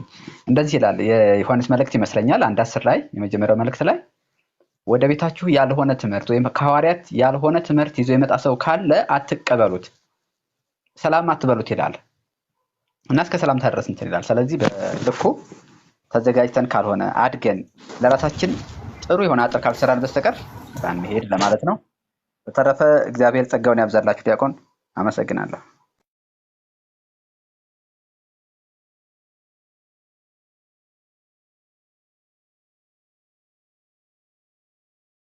ሚዩት ነው መሰለኝ ዲያቆን። ኦኬ። እሺ አሁንስ? እሺ እግዚአብሔር ይስጥልን፣ እናመሰግናለን። ጥሩ ምክር ነው። ቤተክርስቲያናችን እንዳትሰደብብን እንዳትነቀፍብን ተዘጋጅተን አንብበን የእምነት ጦርን ጋሻ ይዘን ስንወጣ እንውጣ ነው። ለመልስም ብቻ ሳይሆን ምግባራችንን ቤተክርስቲያን ይስበክ ነው ባጭሩ። ቃሉን እንደፈለኩ ባንበለብለው ምግባር ከሌለኝ ዜሮ፣ ሁለት ህይወት ካለኝ ዜሮ። ስለዚህ የብዙዎቻችን የተምታታብን ይሄ ነው። ምግባርና ሃይማኖት የለንም ወይ ደግሞ ዝግጅትም አናረግም። ዝም ብለን ገብተን በቃ በስሜት አይነት ተቃጠልኩ አረርኩ ብለን እንገባለን። የማይሆን ነገር እናገርና ከዛ ቤተክርስቲያኗ ትሰደባለች። ወይ ደግሞ ህይወት የለንም፣ ቃሉን እናገራለን፣ ሁለት ማንነት። አንዴ ስንፈልግ ፖለቲከኛ ነን፣ አንዴ ስንፈልግ ዘረኛ ነን፣ አንዴ ስንፈልግ ጨፋሪ ነን፣ አንዴ ስንፈልግ ተሳዳቢ ነን። እንደዚህ ደግሞ ቤተክርስቲያን ደግሞ በዚሁ ማህተባችን አድርገን ደግሞ ቤተክርስቲያን የምናሰድባለን። ስለዚህ ለእያንዳንዱ ነገር ጥንቃቄ እናርግ፣ መልስ ለመስጠት ጥንቃቄ እናርግ፣ በህይወትም ቤተክርስቲያናችን እናሳይ ነው። ለሁላችንም የሚጠቅም ምክር ነው። እግዚአብሔር ይስጥልን፣ እናመሰግናለን። እሺ ዩኒክነስ ሰላም ብያለሁ። ዩኒክነስ እግዚአብሔር ይብዛለ። አሜን። እንደምን ማን ልበል? አመሻችሁ? እግዚአብሔር ይመስገን። ኦርቶዶክስ ተዋሕዶ ነኝ። ስራ ቦታ ላይ መናፍቅ ጓደኞች አሉኝ እና አንድ ጥያቄ ጠይቀውኝ ነበረ። ልመልስላቸው አልቻልኩም እና እንዲሁ በቀላሉ ማለፍም ስላልፈለግኩኝ ልጠይቅህ ብዬ ነው እና ሁለት ነገር ነው የጠየቁኝ። አንደኛ ስላሴ የሚባለው ስም የቁጥር ስም ነው እና በመጽሐፍ ቅዱሳዊ አይደለም። ኦርቶዶክስ ተዋሕዶ ብቻ ነች የምትጠቀመው። ስሙን ከየት ነው ያመጣችሁ? መቼ እንደተጀመረም አይታወቅም አሉኝ። ሁለተኛው ጥያቄ ደግሞ ዮሐንስ 14:28 ላይ እንዲህ ይላል፣ ይሄዳለሁ ተመልሼም ወደ እናንተ እመጣለሁ ማለትን ሰምታችኋል። ብትወዱኝስ አብ ከእኔ ስለምበልጥ ወደ አብ በመሄድ ደስ ባላችሁ ነበረ አሉና ኢየሱስ ከአብ ያንሳል የሚል ነገር አነሱልኝ። ጴንጤዎቹ እና ናቸው ይህ ነገር እንዴት ነው? ጴንጤዎቹ ናቸው። ፕሮቴስታንቶች ናቸው። እም፣ አዎ እሺ ጥሩ። እኔ እንድታነብ ነው መጽሐፍ ማሳይ። እሺ መልስ ሳይሆን የምሰጥህ ራስህ አንብበህ እሺ ራስህ እንድትመልስ ነው። ብዙ ጊዜ ምን አይነት ነገር እያየሁ ነው፣ አናነብም። ሰው እንዲመልስልን ነው የምፈልገው፣ የሆነች አጭር ነገር፣ ከዛ ማንበብ የለም። ለማንኛውም ስለ ስላሴ በአጭሩ ላሳየህ። ተርቱሊያን እሺ Tertullian, who converted to Christianity just before AD 200 and defended Christianity prophetically until he died AD 220, initiated the use of Latin word trines, persona, and substantia or trinity. ያው በ200 ኤዲ እንግዲህ ምን ያህል ሴንቸሪ በፊት እንደነበር ያው ኦኬ የነገረ ስላሴ ትምህርት የሶስትነት የአንድ የሶስትነት ትምህርት ተርቱሊያን የሚባለው አባት የአንድና የሶስትነትን ትምህርት አስተማረን። በአጭሩ ስላሴ ማለት ሶስትነት ማለት ነው። ግዕዝ ነው ቃሉ። ስላሴ ስንል ሶስትነት ማለት ነው። በመጽሐፍ ቅዱሳችን አብ፣ ወልድ፣ መንፈስ ቅዱስ ተብሎ የተገለጸ ስም አለ አይደል? ሶስት ስም አለ አይደል? አይደል ወንድሜ? ከኔ ጋር ነው ዩኒክነስ? አዎ አብ፣ ወልድ፣ መንፈስ ቅዱስን አዎ ታምናለህ አንተ? እየሰማሁ ነው። ጥሩ። አብ፣ ወልድ፣ መንፈስ ቅዱስን ታምናለህ? አምናለሁ እሺ ስለዚህ አብ ወልድ መንፈስ ቅዱስ የሚለው አምናለሁ። ስም ኦኬ እያዳመጥከኝ አብ ወልድ መንፈስ ቅዱስ የሚለው ስም እያዳመጥኩ ኦኬ አብ ወልድ መንፈስ ቅዱስ የሚለው ስም እሺ ኧረ ተው እየሰማኸኝ አይደለም? እየሰማሁ ነው አባቴ። እሺ ሌት ሆኖ ነው እንደሚደርስ ዘግይቶ ነው የሚደርስ ኦኬ ይሆናል እንግዲህ አላወኩም። ይሆናል ኮኔክሽን። እኔ ግን በደንብ እየሰማሁ ነው። እሺ ለማንኛውም በቃ ላሳይህና አንተ ደግሞ ገብተህ ታነባለህ። እሺ ወንድሜ ጥሩ። ስለዚህ የነገረ ስላሴ ትምህርት እንግዲህ በ200 ኤዲ ኦኬ በጣም የሴንቸሪ ትምህርት በጣም የጥንት ትምህርት ነው። ስለዚህ እኛ ስላሴ የሚለውን ትምህርት ቤተክርስቲያናችን ስላሴ ስትል ሶስትነትን የሚያሳይ የስም ሶስት፣ የአካል ሶስት፣ የግብር ሶስት። ፕሮቴስታንቱ ዓለም የስላሴ ትምህርትን ከኛ ነው የወሰደው። ከኛ ስለወሰደ ግራ ይገባቸዋል፣ አያውቁትም። እንዲሁም አንተ መጠየቅ ያለብህ እስቲ የእግዚአብሔርን አንድነትና ሶስትነት አስረዱኝ በላቸው። እነዚሁ ፕሮቴስታንቱ ማለት ነው። እግዚአብሔርን አንድነትና ሶስትነቱን አስረዱኝ በላቸው። ይህን ሶስትነቱን ምን ይባላል ይሄ ትምህርት በላቸው። አየህ የዚህ የእግዚአብሔር ሶስትነት፣ የስም ሶስትነት፣ የአካል ሶስትነት፣ የግብር ሶስትነት፣ የኩነት ሶስትነት ምን ብለን እንማረዋለን? ነገረ ስላሴ ይባላል። ለምሳሌ የክርስቶስ ሰው የመሆንን ነገር ስትማር ምን ይባላል ይሄ ትምህርት? ነገረ ስጋዌ። አየው አይደለ? ነገረ ስጋዌ ይባላል። ለምን ቢባል እንዲህ የሚል ቃል መጽሐፍ ቅዱስ ታገኛለህ። የዮሐንስ ወንጌል ምዕራፍ 1 ቁጥር 1 ላይ እንዲህ ይላል። ምዕራፍ 1 ቁጥር 14 ላይ ቃልም ስጋ ሆነ ይላል አይደል? አየው ቃልም ስጋ ሆነ። ስለዚህ አምላክ ሰው ሆነ፣ በስጋ ተገለጠ ስንል ይህ ትምህርት ምን ይባላል? ነገረ ስጋዌ ይባላል። አየው ለምሳሌ ስለ ቁርባን ስትማር ምን ትላለህ? ነገረ ቁርባን ትላለህ፣ ወይ ሚስጥረ ቁርባን ትላለህ። ስለ ስላሴ ስለ እግዚአብሔር ሶስትነትና አንድነት ስትማርስ ይሄ ትምህርት ምን ይባላል? ነገረ ስላሴ ይባላል ማለት ነው። ወይም ስላሴ ማለት ሶስትነት ማለት ነው። እግዚአብሔር አንድም ሶስትም ነው። ይህን ትምህርት የምትማርበት ትምህርት ምን ይባላል? ነገረ ስላሴ ይባላል ማለት ነው። ወይም በእንግሊዝኛው ትሪኒቲ ምን ነው ማለት ነው። ገባህ? ስለዚህ እዚህ ግሩፕ ላይ ተገባና ይኸውልህ ጽዮን 1624 የሚል የቴሌግራም ግሩፕ አለ። እዚህ ላይ ተገባና ጽዮን 1624 ወይም ኦርቶዶክስ ተዋህዶ እንወቅ ይላል የግሩፑ ስም። እዚህ ላይ ተገባና ቴሌግራም ላይ ነው። ከዛ ይኸውልህ የነገረ ስላሴ ትምህርት እዚህ ጋር ፖስት አድርጌያለሁ። ይኸው ነገረ ስላሴ የሚል ቅድስት ስላሴ የሚል አየው። አይቻለሁ። አዎ እዚህ ላይም አለልህ፣ እዚህም ጋር አለልህ። መጽሐፈ አሚን ወስራት የሚለው ላይ እዚህ ላይም ይኸውልህ የነገረ ስላሴ ትምህርት። እሺ ያው ለዚህ ጋር ሌላ መሰለ ለምሳሌ ያው ሚስጥረ ስላሴ ይላል። ለምሳሌ ጥቂት ነገር ላስነብብህ። ኦኬ ያው እዚህ ጋር ምንድነው ሚስጥረ ስላሴ ይላል።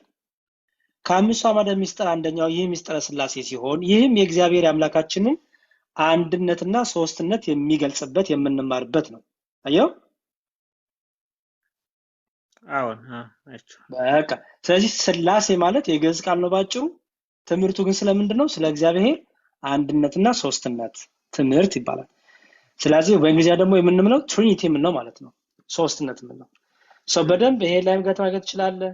ነገረ ስላሴ ብለህ ብጽፍም በእንግሊዝኛ ታገኛለህ፣ በአማርኛም ዩቲዩብ ላይ ታገኛለህ። ሙሉ የሆነ ትምህርት አለ ስለ ስላሴ። የኢትዮጵያ ሳይሆን በዓለም ሁሉ ያሉ ክርስቲያኖች የሚቀበሉት የነገረ ትሪኒቲ ትምህርት ነው። ኦኬ እና አውግስቲን ያው የጥንት የነበሩ አባቶች ያው ኦን ዘ ትሪኒቲ ይላል። ለምሳሌ ስለ ስላሴ አውግስቲን በቡክ ሁለተኛው መጽሐፉ ላይ እንዲህ ይላል። አየው when men seek to know God አንድ ሰው እግዚአብሔርን ማወቅ ከፈለገ and bend their minds according to the capacity of the human weakness to the understanding of the Trinity ይላል። ይሄ እንግዲህ በሴንቸሪ የነበረ ትምህርት ነው። የትሪኒቲ ትምህርት በእንግሊዝኛ ትሪኒቲ ምን ነው፣ በአማርኛ ስላሴ ምን ነው ማለት ነው። አየው ስለዚህ ጴንጤዎቹ ጥላቻም ስላለ ስለማያውቁም ለምጣ ክፍተት ነው። አንተ ግን በደንብ አውቀህ በእውቀት መጽሐፍቶች አሉ ለዚህ ላይ እዛ ላይ ታገኛለህ ሁሉን ነገር። ኦኬ እሺ ጆይን አደርጋለሁ። በርታ። ሌላው ጥያቄ ምን ነበር? ሁለተኛው አንድ ጥያቄ ጠይቀኝ። ሁለት ነው የጠየቅኩ። ዮሐንስ ወንጌል 14:28 ላይ ያለው ጠቅሰው ችግር የለውም። እሺ ላሳየህ። እሺ ዮሐንስ ወንጌል 14:28 ኦኬ። ሁሌም ፕሮቴስታንቶቹ አንድ በጣም ማወቅ ያለብህ ነገር ገንጥለው ነው የሚወስዱት። የሆነች ክፍል ነው ገንጥለው የሚወስዱት። አንተ ደግሞ ምን ታደርጋለህ? ከፍና ዝቅ ብለህ ታነባለህ። ሁሌም ለሌላ ቀን እነሱ ልክ የሆነች ዮሐንስ ወንጌል ምዕራፍ 10 ቁጥር 20 ምናምን ካሉ አንተ ሙሉ አውዱን አንብበውና መልሱን ታገኘዋለህ። ሙሉ አውዱን አንብበዋል? የዚህን ክፍል አንብበዋል? አንብበዋለሁ። ኦኬ ጥሩ። እና ፊልጶስ ስጠይቀው ነው ስለ አብ ንገረኝ። አይደለም፣ በደንብ አስተውል። ይኸውልህ ልባችሁ አይታወክ፣ በእግዚአብሔር እመኑ፣ በእኔም ደግሞ እመኑ። በእግዚአብሔር እመኑ፣ በእኔም ደግሞ እመኑ ማለት ነው። በአብም እመኑ በደም እመኑ ነው። ስለዚህ ልክ አብን በምታምንበት ልክ ወልድንም ታምነዋለህ ማለት ነው አይደል? አዎን አብን አምላክ ትላለህ፣ ወልድንም አምላክ ትላለህ ማለት ነው አይደል? አብ ፈጣሪ ነው፣ ወልድም ፈጣሪ ነው ማለት ነው። ምክንያቱም አንተ አብን የምታምነው ፈጣሪ አምላክ ብለክ ነው። ጌታን በእኔ እመኑ፣ ልክ አብን እንደምታምኑ በእኔ እመኑ አለ። ከዛ ደግሞ ምን አለ? በአባቴ ቤት ብዙ መኖሪያ አለ፣ እንግዲህ ባይሆን ባረኳችሁ ነበር አለና ስፍራ አዘጋጅላችሁ ዘንድ እሄዳለሁ አለ። ስፍራ የሚያዘጋጅልህ ማን ነው? ራሱ አይደለ? አየው ስፍራ አዘጋጅላችሁ ዘንድ እሄዳለሁ። ሄጄም ስፍራ ባዘጋጀሁላችሁ እኔ ባለሁበት ደግሞ እናንተ እንድትሆኑ ሁለተኛ እመጣለሁ፣ ወደ እኔም ወስዳችኋለሁ። አየው ወደ እኔም ወስዳችኋለሁ። ስለዚህ ምን አላቸው ጌታ? እሄዳለሁ፣ እኔም ወዳለሁበት ደግሞ እናንተ እንድትሆኑ መጥቼ ድጋሚ ወስዳችኋለሁ አለ። ከዛ ግን እንዲህ አለ፣ ወደሚሄድበትን ታውቃላችሁ፣ መንገዱን ታውቃላችሁ የት እንደሚሄድ ሲላቸው እንዲህ አሉ። ቶማስም አለ፣ ተጠራጣሪ የነበረው ቶማስ፣ ከሰዱቃን ወገን የነበረው ቶማስ፣ ጌታ ሆይ ወደምትሄድበት አናውቅም፣ እንዴትስ መንገዱን እናውቃለን አለው። ኢየሱስም እኔ መንገድና እውነት ሕይወትም ነኝ፣ በእኔ በቀር ወደ አብ የሚመጣ የለም አለ። አየው እኔ መንገድና ሕይወትም ነኝ፣ እኔ ነኝ ሕይወት፣ እኔ ነኝ መንገድ፣ በእኔ በቀር ወደ እኔ የሚመጣ የለም፣ ወደ አብ የሚመጣ የለም። እኔን ካላመናችሁ፣ እኔን የመጣሁትን በስጋ የተገለጥኩትን እኔን የእግዚአብሔር ልጅን ካላመናችሁ የማታዩትን አብን አታውቁትም፣ በስጋ ያልተገለጠውን አብን አታምኑም። እኔ ልጁን ካላመናችሁ በስጋ የተገለጥኩትን በስጋ ያልተገለጠውን አባቴን አታምኑም። ስለዚህ እኔን ስታምኑ ነው በስጋ ያልተገለጠውን አባቴን የምታምኑት፣ በስጋ ያልተገለጠው መንፈስ ቅዱስን የምታምኑት እያላቸው ነው። ገባ? ቀጠለና እኔንስ ብታቁኝ አለ። ይኸውልህ እኔንስ ብታቁኝ አባቴን ደግሞ ባወቃችሁ ነበር ይላል። ያው ቀጥሎ ግን ምን አለ? ከአሁንም ጀምራችሁ ታውቁታላችሁ አይታችሁትማ ይላል። ምን ማለቱ ነው? በስጋ እኔን እያያሉት ማለት ነው። አይታችሁኛል እያለ ነው። አይ ኖ ይኸውልህ እኔንስ ብታውቁኝ አባቴ እንደው ባወቃችሁ ነበር አለ።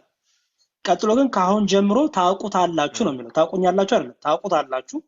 ከዛ ደግሞ አይታችሁትማ ይላል። አብን ታውቁታላችሁ፣ አብን አይታችሁታል እያለ ነው። አብ በስጋ ታይቷል እንዴ? አዎ አልታየም። ያው ወልድን ያየ አብን አየ ነው። ኤግዛክትሊ። ይሄ ማለት ግን እንደ ወልድ ነው የታየው። መልካም። እንደ ኦንሊ ጂሰሶች ግን ደግሞ አብ ወልድ ነው፣ ወልድ አብ ነው ማለት አይደለም። ገባ? አሁን ኦንሊ ጂሰሶች ይሄን ጠቅሰው ያው አንድ አካል ያለው አብ ወልድ ነው፣ ወልድ አብ ነው ይላሉ። እኛ ደግሞ ነው ሶስት አካል ያለው አብ ወልድ አይደለም፣ ወልድ አብ አይደለም እንላለን። ታዲያ ጌታ አይታችሁታል ታውቁታል ማላችሁ ሲል ምን ማለት ነው ቢሉ፣ አየህ ልክ አብን ባመኑበት መልክ አብን ባመኑበት አብን በወደዱበት አብን በተረዱበት መልኩ ወልድን ቢረዱ ወልድን ቢያመልኩ ወልድን ቢገዙ ወልድ የሚለውን ቢሰሙ ምን ያደርጋሉ ማለት ነው? አብን ያውቁታል። አየህ አብን ያዩታል። በማ በወልድ አይደል? ለምሳሌ አብን ያዩ አንድ ሰው የለም፣ በቅፉ ያለ ግን ልጁ ተረከልን እንደሚል ማለት ነው። አየህ አብን ያየነው በማን ነው? በልጁ አይደል እንዴ? ቀጠለና ፊልጶስም ልክ ጌታ ይሄን ሲነግረው አብን አሳየና ይበቃናል አለ። አየው ፊልጶስም ምን አለ? አብን አሳየና ይበቃናል አለ። የዛን ሰዓት ጌታ ምን አለው? ኢየሱስም አለው አንተ ፊልጶስ ይህን ያዘመን ካንተ ጋር ሰው አታውቀኝምን? እኔን ያየ አብን አይቷል። እንዴትስ አንተ አብን አሳየን ትላለህ? እኔ በአብ እንዳለው አየው ቅድምም ብያለሁ። ወልድን ማወቅ አብን ማወቅ ነው። ወልድን ማግኘት አብን ማግኘት ነው። መንፈስ ቅዱስንም ማግኘት ነው። ምክንያቱም ወልድ ያለው ማን አለው አብሮት? አብን መንፈስ ቅዱስም አሉት አይደል? ወልድን ሳታቅ አብን ማየት አትችልም። ወልድን ሳታቅ መንፈስ ቅዱስን ማየትም አትችልም። ምክንያቱም ወልድ ያለው አምላክ አለው ስለሚል አብና ወልድ ከሱ ጋር ስለሚሆን አየህ። ስለዚህ እኔ በአብ እንዳለው አብን በእኔ እንዳለ አታምንምን ይላል። ይሄ ህላዌ እኛ በቤተክርስቲያናችን ትምህርት ኩነት ምን ነው ማለት ነው። ኩነታት የምንለው ትምህርት እዚህ ጋር ይመጣል። እኔ የምነግራችሁ ቃል አላሁን ያው ከራሴ አልናገረውም፣ ነገር ግን በእኔ የሚኖረው አብ እርሱ ስራውን ይሰራል አለ። ምን እያለ ነው ጌታ? እኔ ከራሴ አልናገረው ማለቱ ማለት ነው የኔ የምናገረው ነገር ከአብ የተለየ አይደለም ማለት ነው። አየው እየሰማኝ ነው። ጌታ የተለየ ነገር አይናገርም። የአብ ፈቃድ በስላሴ ዘንድ የፈቃድ ልዩነት የለም። በአብ በወልድ በመንፈስ ቅዱስ መካከል የፈቃድ ሶስትነት የለም። ስላሴ በፈቃድ አንድ፣ በመለኮት አንድ፣ በአገዛዝ አንድ፣ በፈጣሪነት አንድ፣ በባህሪ አንድ እንላለን እንዴ አይደል? ስለዚህ ሶስት ፈቃድ የለም። አየህ አብ ወልድ መንፈስ ቅዱስ ያለችው አንዲት ፈቃድ ናት። ስሙን የሆነች ፈቃድ አንዲት ናት። ስለዚህ ምን አለ ጌታ? እኔ ከራሴ አልናገርም ሲል ማለት ነው ከኔ የተለየ ልክ ከአብ የተለየ እኔ የምነግራችሁ ከራሴ የሆነ ነገር የለም። እኔ የምነግራችሁ አባቴ የሚነግራችሁ ደግሞ በእኔ የሚነግራችሁ እኔ የራሴ ፈቃድ የሆነውን ነው። ምክንያቱም ጌታ ወደዚህ ምድር ሲመጣ በአባቱን ፍቃድ በአባቱ በራሱን ፍቃድ በመንፈስ ቅዱስ ፍቃድ ስለመጣ፣ ስለዚህ ከአብ የተለየ ፍቃድ ወልድ አላረገም። ወልድ ከአብ የተለየ ፍቃድ የለውም፣ አብም ከወልድ የተለየ ፍቃድ የለውም። የአብ ፍቃድ የወልድ ነው፣ የወልድን ፍቃድ የአብ ነው ማለት ነው። ገባ? ቀጥሎ እንዲህ አለ፣ እኔ በአብ እንዳለው አብን በእኔ እንዳለ እመኑኝ አለ። ያው እኔ በአብ እንዳለው አብን በእኔ እንዳለ እመኑኝ፣ ባይሆንስ ስለ ራሱ ስለ ስራው እመኑኝ። እውነት እላችኋለሁ በእኔ የሚያምን ይላል እኔ የማደርገውን ስራ እርሱ ደግሞ ያደርጋል፣ ከዚህ የሚበልጥም ያደርጋል አለና ቀጥሎ እኔ ወደ አብ እሄዳለሁና አሁን አስተውል። እኔ ወደ ማን እሄዳለሁ? ወደ አብ እሄዳለሁ። ኦኬ እኔ ወደ አብ እሄዳለሁ። አብም ስለ ወልድ እንዲከብር በስሜ የምትለምኑትን ሁሉ አደርገዋለሁ ይላል። አየው ምክንያቱም የምትለምነው አድርግልኝ ፈጽምልኝ የምትለው መለኮት እግዚአብሔርን ነው አይደል? ስለዚህ አብን በምትለምንበት ልክ ወልድንም ትለምነዋለህ። ወልድን በምትለምንበት ልክ አብንም መንፈስ ቅዱስ ትለምናለህ ማለት ነው። ምክንያቱም ይላል ይኸው በስሜ የምትለምኑትን ሁሉ እኔ አደርገዋለሁ አለ። ማናቸውን ነገር በስሜ ብትለምኑ እኔ አደርገዋለሁ። አብን እንደምትለምነው ወልድንም ትለምነዋለህ። ለዚህ ነው እኛ ስንለምን አብ ወልድ መንፈስ ቅዱስ ጸሎትን ወደ አብ ወደ ወልድ ወደ መንፈስ ቅዱስ እናከብራለን።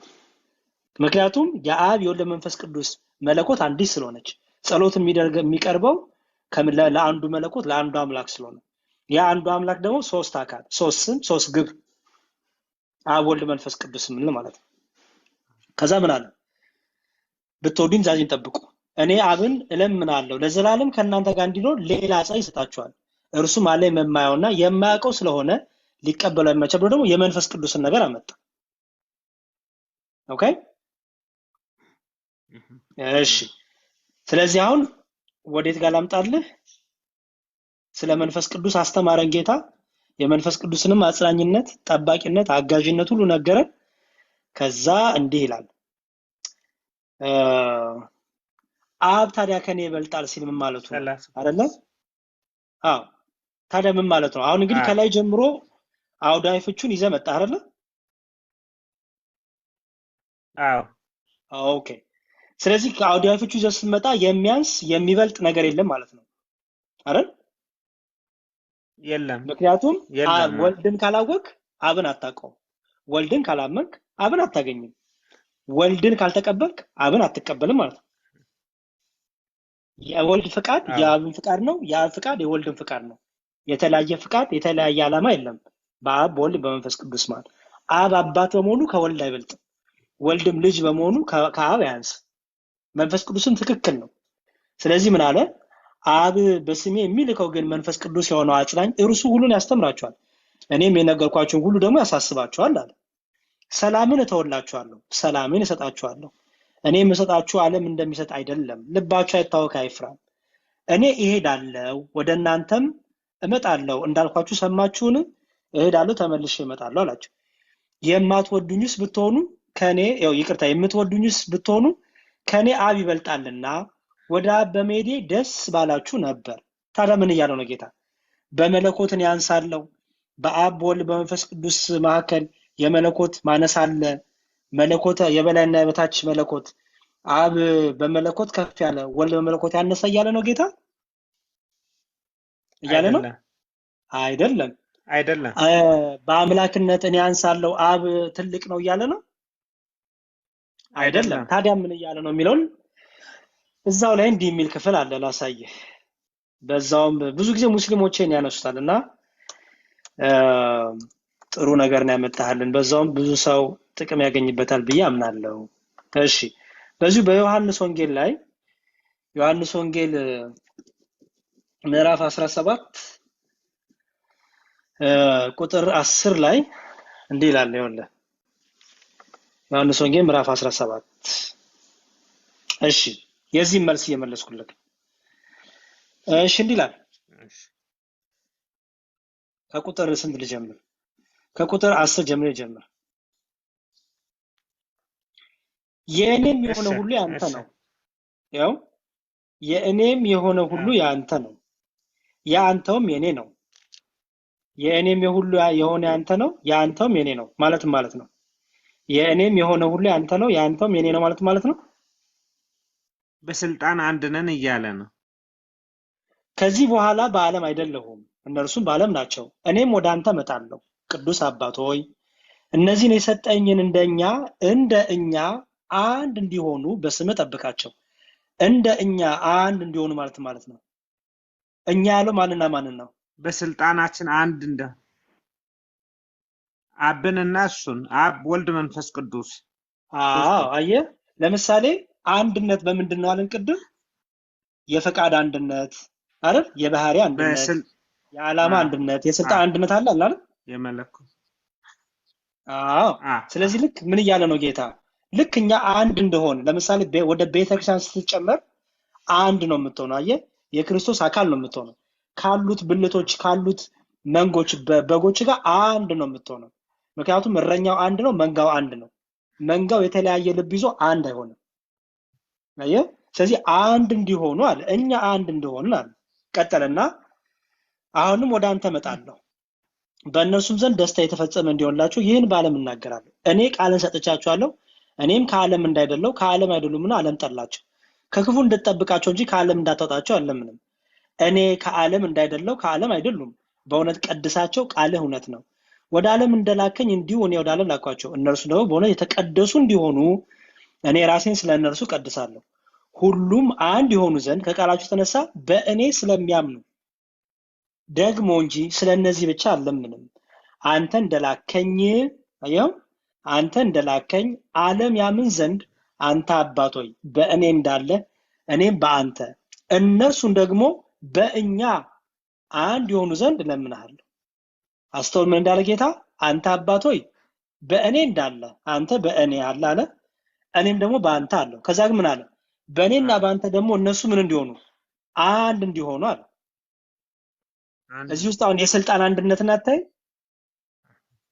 የመለኮት አንድነትን አታይ የስልጣን አንድነትን አይቻለሁ አዎ እኛም ደግሞ አለ እኛም ጥሩ እኛም አንድ እንደሆንን አንድ የሆኑ ዘንድ እኔም በእነርሱ አንተም በእኔ ስትሆን በአንድ ፍጹማን እንዲሆኑ የሰጠኝን ክብር እኔ ሰጥቻቸዋለሁ እንዲሁም ዓለም አንተ እንደላከኝ በወደድከኝ መጠን እነሱ እንደወደዳቸው ያውቃሉ አባቶይ ዓለም ሳይፈጠር ስለወደድከኝ የሰጠኝን ክብሬን እንዲያዩ ይላል ዓለም ሳይፈጠር ሲባለው ማለት ነው ቅድመ ዓለም አብሮ ካብ ጋር የነበረ ነው ስለዚህ አምላካችን ክርስቶስ ምን እየመሰከረ ማለት ነው የኔ ሆነ ያንተ ነው ያንተ ሆነ የኔ ነው ታዲያ አብ ከኔ ይበልጣል ሲል የመለኮት መታነስ አለ እያለ ነው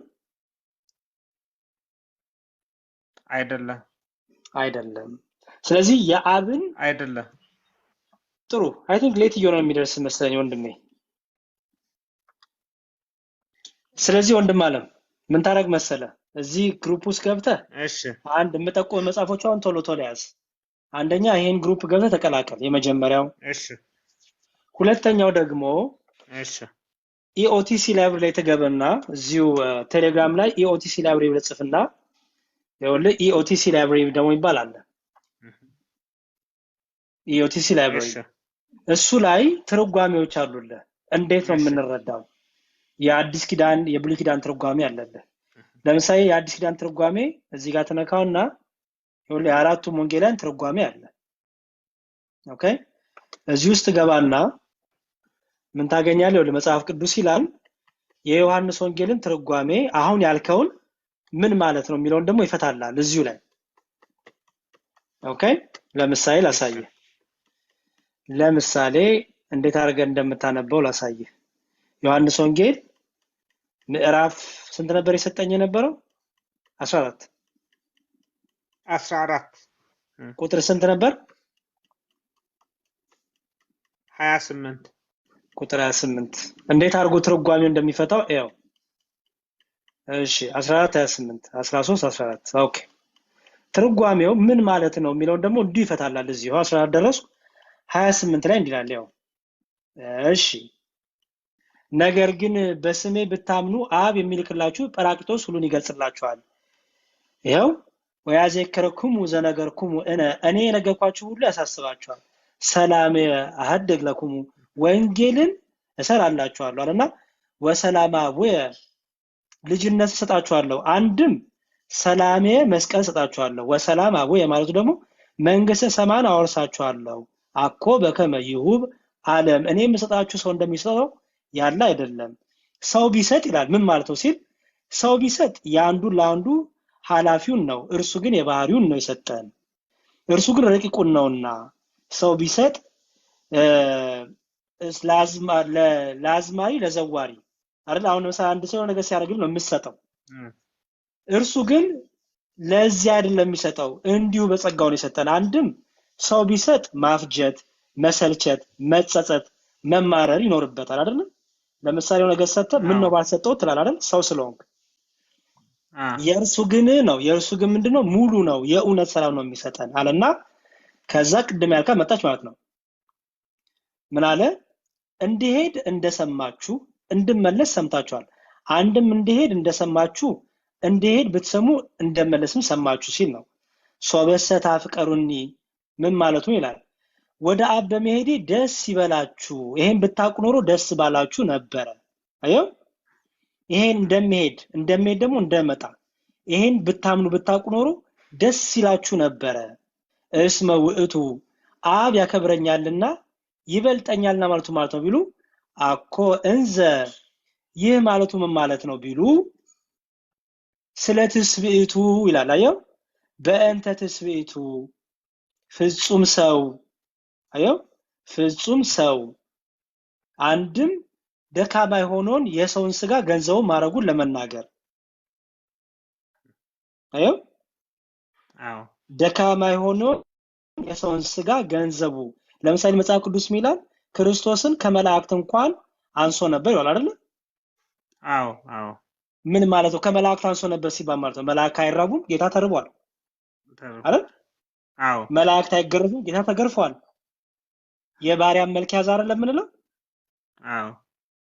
ስለዚህ አየ ፍጹም ሰው ደካማ የሆነውን ስጋ መዋሃዱን ለማጠየቅ ከኔ አብ ይበልጣል አለ ብሎ ደግሞ የፈተሉ አባቶቻችን አየው በእንተ ትስብእቱ ስለ ፍጹም ስጋው ስለ ፍጹም ሰውነቱ ሲናገር ነው ይላሉ።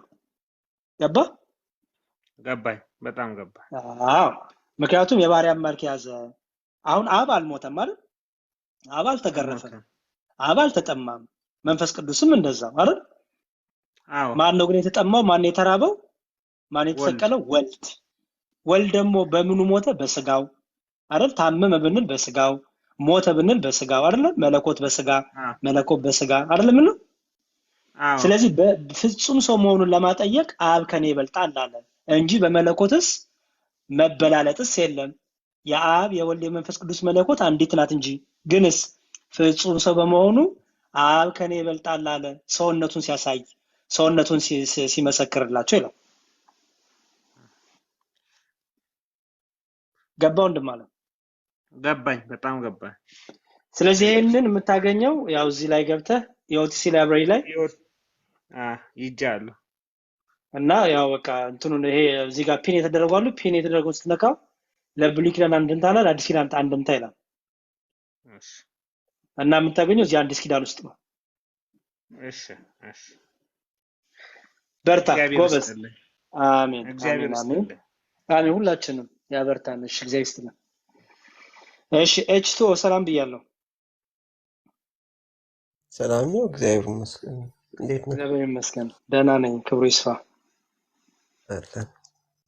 እሺ ማን ልበል ስምህንና ከየት ቤተ እምነት ነህ? ሆራ ነው ኦርቶዶክስ ነኝ። ሆራ ማን ነው ስምህ? ሆራ ኤች ኦ አር ኤ ሆራ። እሺ ሆራ ምን ማለት ነው? ብዙውን ማለት ነው በኦሮምኛ ነው እንዴ? መልካም። እሺ ጥያቄ ኖሮክ ነው?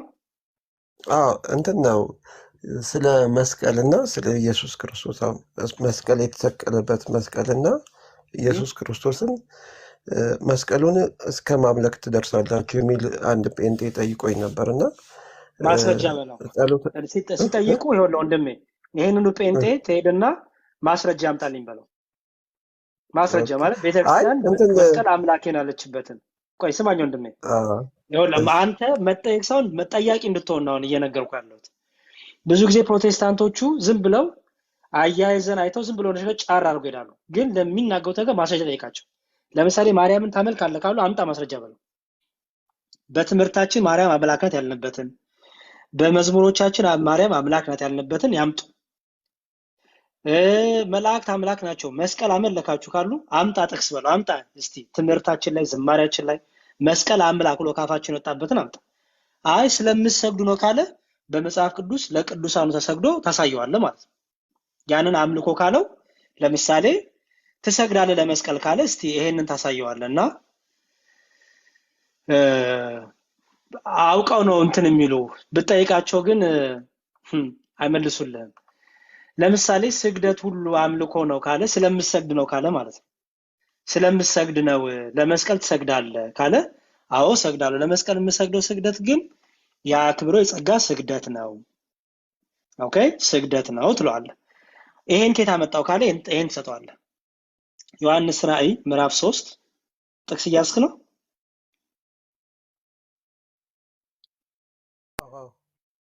ዮሐንስ ራእይ ምዕራፍ 3 እንዲህ ይላል። ያው እነሆ አይሁድ ሳይሆኑ አይሁድ ነን ከሚሉ ነገር ግን ከሚዋሹ ክርስቲያን ማህበር አንዳንዶችን እሰጣለሁ። ጌታ ነው የሚናገረው። ለማ ለቤተክርስቲያኑ አለቃ በፊላደልፊያ ላሉ